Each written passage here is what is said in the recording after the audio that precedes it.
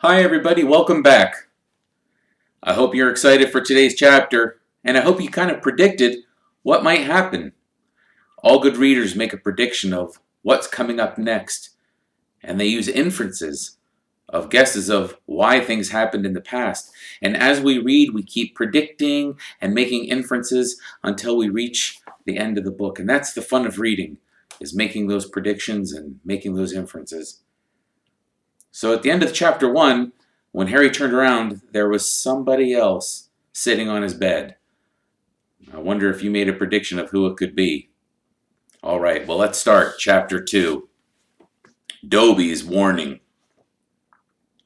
Harry managed not to shout out, but it was a close thing. The little creature on the bed had large, bat-like ears and bulging green eyes the size of tennis balls. Harry knew instantly that this was what had been watching him out in the garden hedge that morning. As they stared at each other, Harry heard Dudley's voice from the hall. "May I take your coats, Mr. and Mrs. Mason?" The creature slipped off the bed and bowed so low that the end of his long, thin nose touched the carpet. Harry noticed that it was wearing what looked like an old pillowcase, with rips for arm and leg holes. Hello," said Harry nervously. "Harry Potter," said the creature in a high-pitched voice Harry was sure would carry down the stairs. "So long has Dobby wanted to meet you, sir. Such an honor it is." "Well, thank you," said Harry, edging along the wall and sinking into his desk chair next to Hedwig, who was asleep in her large cage. He wanted to ask, "What are you?" but thought it would sound too rude. So instead he said, "Who are you?" "Dobby, sir. Just Dobby. Dobby the house elf," said the creature. "Oh, really?" said Harry.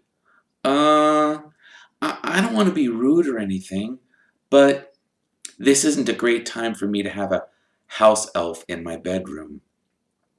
Aunt Petunia's high, false laugh sounded from the living room.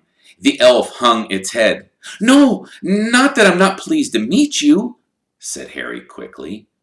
"But, is there any particular reason you're here?" "Oh, yes, sir," said Dobby earnestly. "Dobby has come to tell you, sir. It is difficult, sir. Dobby wonders where to begin." "Sit down," said Harry politely, pointing at the bed. To his horror, the elf burst into tears, very noisy tears. "Sit down!" he wailed. "Never! Never! Ever!" Harry thought he heard the voices downstairs falter. "I'm sorry," he whispered. "I didn't mean to offend you or anything." "Offend Dobby?" choked the elf. "Dobby has never been asked to sit down by a wizard like an equal." Harry, trying to say and look comforting at the same time, ushered Dobby back into the bed where he sat hiccuping, looking at a large and very ugly doll.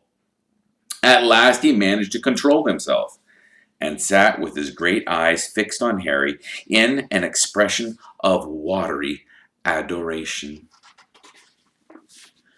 "Well, you can't have met many decent wizards," said Harry, trying to cheer him up.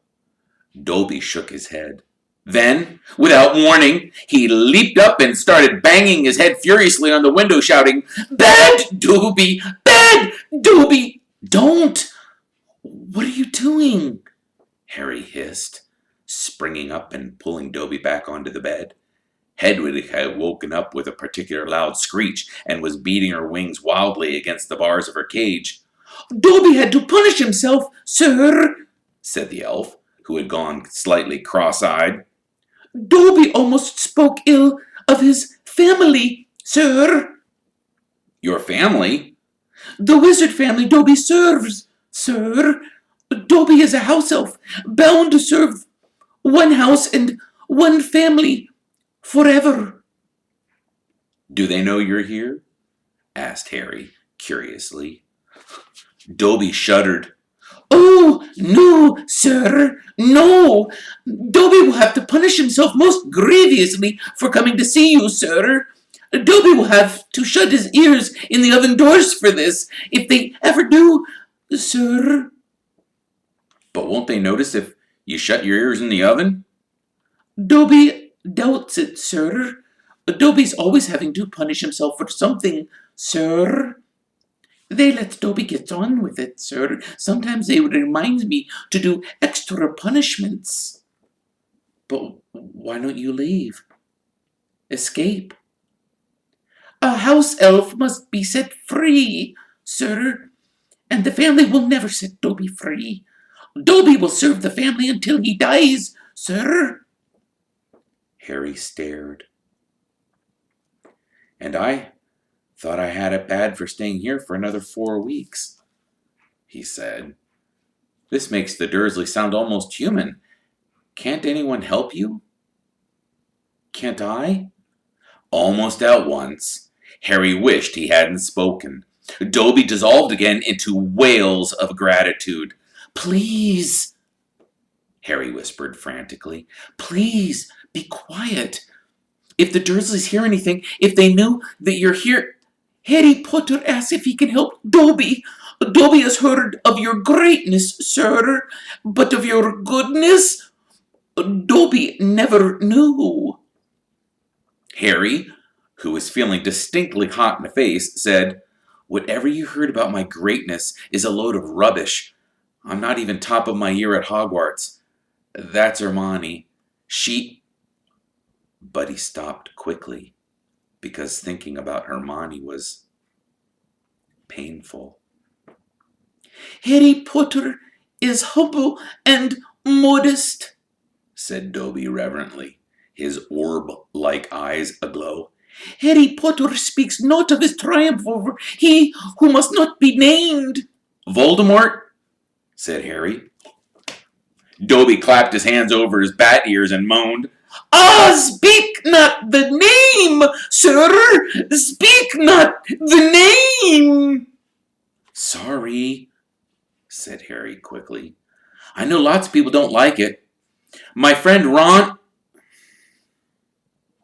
He stopped again. Thinking about Ron was painful, too. Dobby leaned toward Harry, his eyes wide as headlights.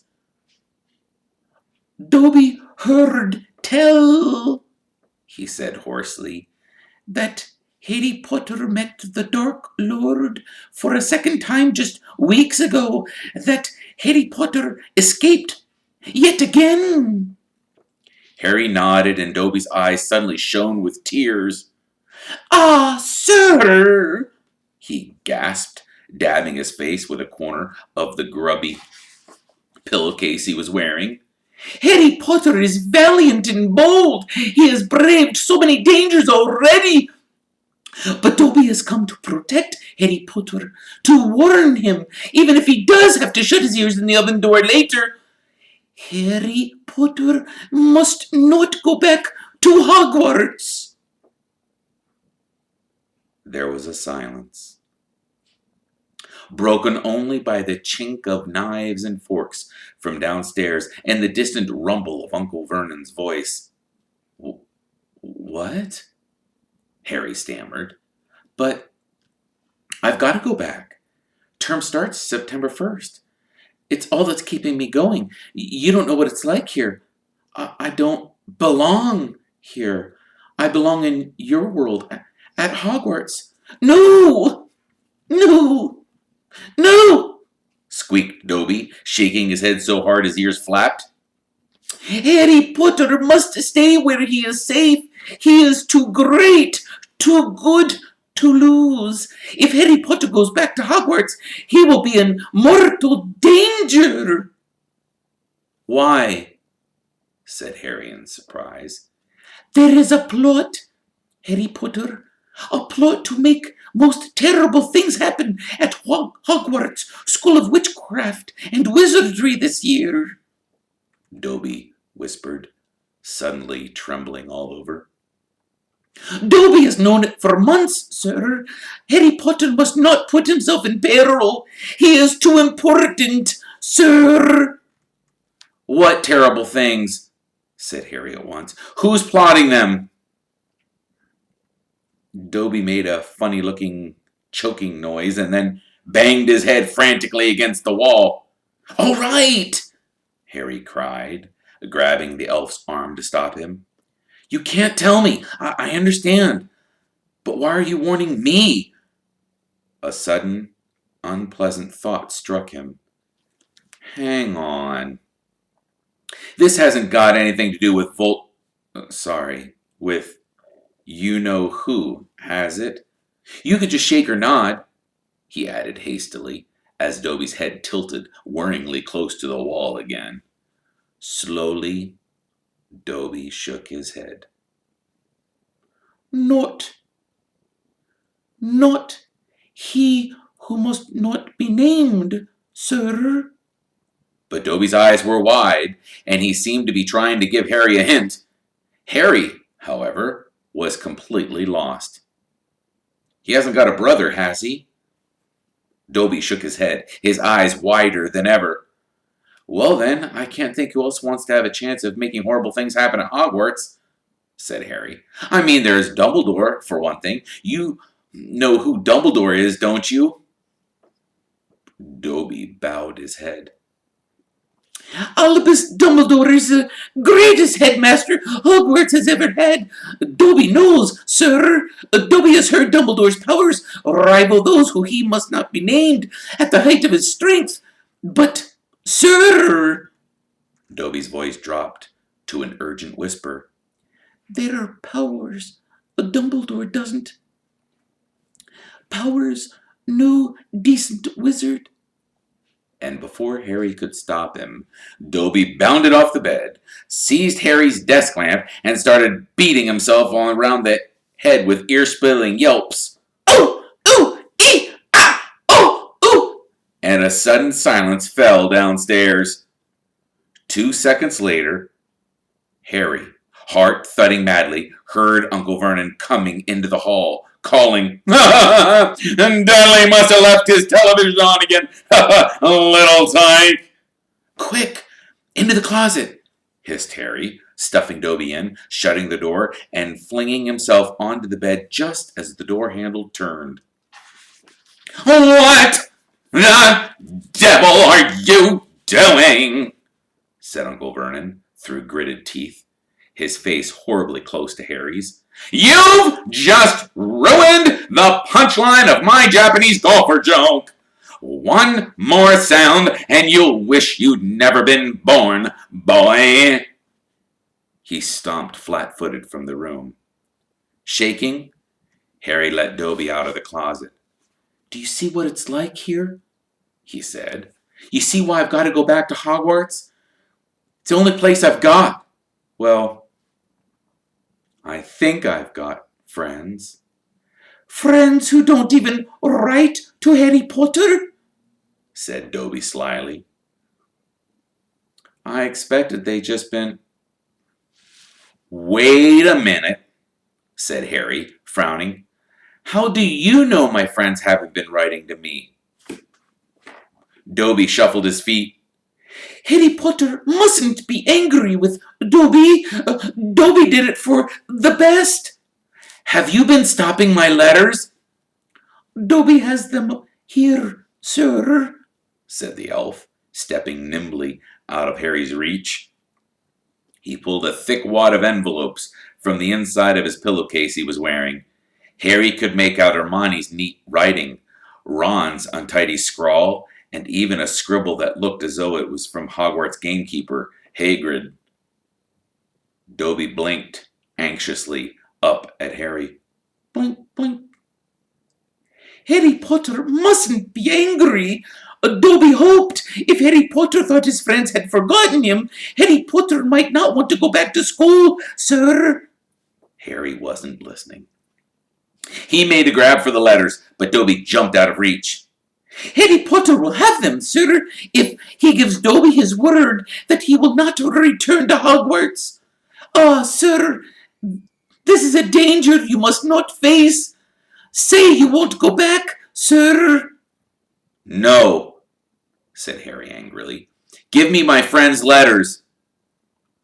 Then Harry Potter leaves Dobby no choice, said the elf sadly. Before Harry could move, Dobby had darted from the bedroom door, pulled it open, and sprinted down the stairs. Mouth dry, stomach lurching, Harry sprang after him, trying not to make a sound. He jumped the last 6 steps, landing cat-like on the carpet hall. Looking around for Dobby, from the dining room, he heard Uncle Vernon saying, "Tell Petunia that funny story about those American plumbers, Mr. Mason. She's been dying to hear." Harry ran up the hall into the kitchen and felt his stomach disappear. Aunt Petunia's masterpiece of a pudding, the mountain of cream and sugared violets, was floating up near the ceiling. On top of a cupboard in the corner crouched Dobby. "No," croaked Harry. "Please. They'll kill me. Harry Potter must say he's not going back to school, sir."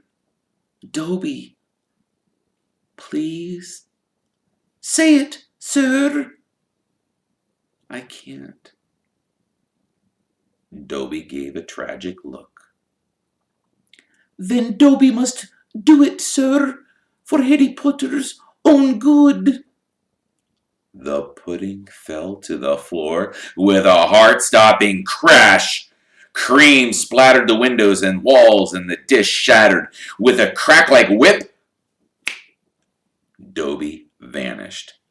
There were screams from the dining room, and Uncle Vernon burst into the kitchen to find Harry, rigid with shock, covered from head to foot in Aunt Petunia's pudding.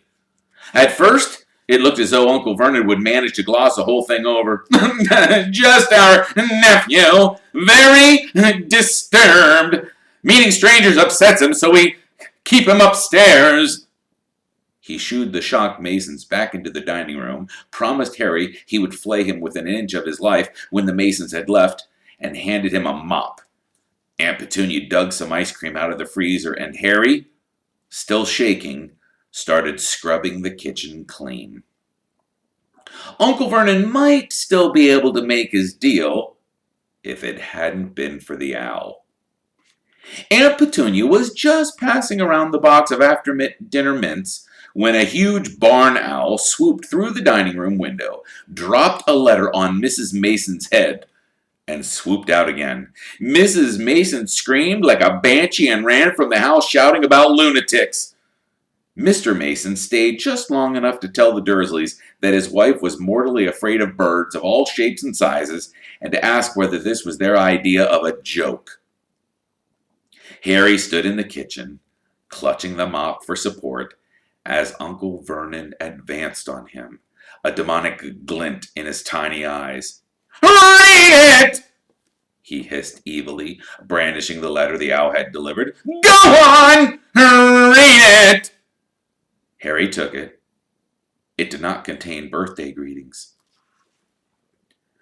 "Dear Mr. Potter, we have received intelligence that a hover charm was used at your place of residence this evening at 12 minutes past 9.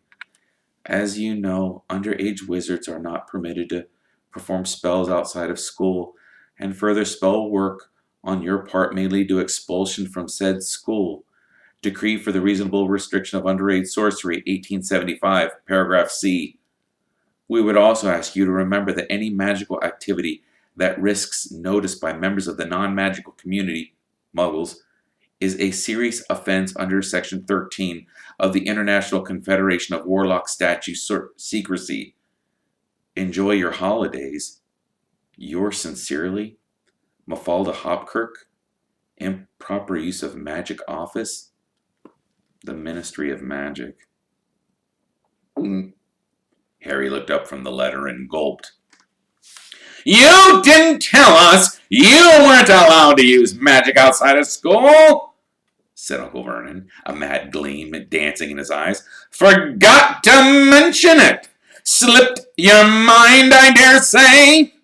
He was bearing down on Harry like a great bulldog, all his teeth bared. Well, I've got news for you, boy. I'm locking you up. You're never going back to that school. Never. And if you try to magic yourself out, they'll expel you. And laughing like a maniac, he dragged Harry back upstairs. Uncle Vernon was as bad as his word. The following morning, he paid a man to fit bars on Harry's window. He himself fitted a cat flap in the bedroom door so that small amounts of food could be pushed inside 3 times a day. They let Harry out to use the bathroom morning and evening. Otherwise, he was locked in his room around the clock. 3 days later, the Dursleys were showing no sign of relenting, and Harry couldn't see any way out of this situation. He laid on his bed watching the sun sinking behind the bars of the window and wondering miserably what was going to happen to him. What was the good of magicking himself out of his room if Hogwarts would expel him for doing it? Yet life at Privet Drive had reached an all-time low. Now that the Dursleys knew they weren't going to wake up as fruit bats, he had lost his only weapon. Dobby may have saved his life from horrible happenings at Hogwarts, but the way things were going, he'd probably starve to death anyway. The cat flap rattled and Aunt Petunia's hand appeared, pushing a bowl of canned soup into the room. Harry, whose insides were aching with hunger, jumped off his bed and seized it. The soup was stone cold, but he drank half of it in one gulp. Then he crossed the room to Hedwig's cage and tipped the soggy vegetables at the bottom of the bowl into her empty food tray. She ruffled her feathers and gave him a look of deep disgust. It's no good turning your beak up at it. It's all we've got, said Harry grimly. He put the empty bowl back on the floor next to the cat flap and lay back down on the bed, somehow even hungrier than he had been before the soup. Supposing he was still alive in another 4 weeks, what would happen if he didn't turn up at Hogwarts? Would somebody be sending something to see why he hadn't come back? Would they be able to make the Dursleys let him go? The room was growing dark. Exhausted, stomach rumbling, mind spinning over the same unanswerable questions, Harry fell into an uneasy sleep. He dreamed that he was on a show in a zoo, with a card-reading underage wizard attached to his cage. People goggled through the bars at him as he lay, starving and weak, on a bed of straw. He saw Dobby's face in the crowd and shouted out, asking for help, but Dobby called, Harry Potter is safe there, sir, and vanished. Then the Dursleys appeared, and Dudley rattled the bars of the cage, laughing at him. Stop it, Harry muttered in his sleep as the rattling pounding of his sore head. Leave me alone. Cut it out. I'm trying to sleep. He opened his eyes. Moonlight was shining through the bars of the window, and someone was goggling through the bars at him. A freckled-faced, red-haired, long-nosed someone.